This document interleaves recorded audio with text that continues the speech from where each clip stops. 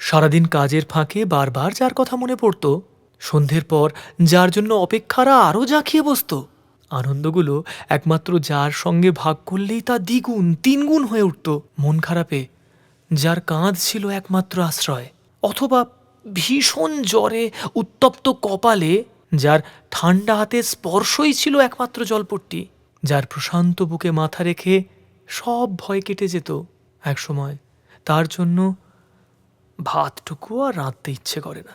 তার অসুস্থতায় ভিতর থেকে চিন্তা আর কান্নার আর্তনাদ বেরিয়ে আসতে চাইলেও মুখে তা প্রকাশ করা যায় না। পড়ে থাকে শুধুই কর্তব্য।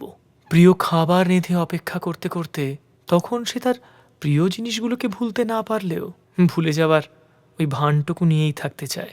কারণ ততদিনে ব্যস্ততার অপর নাম দূরত্ব এতে পরিবর্তিত হয়েছে।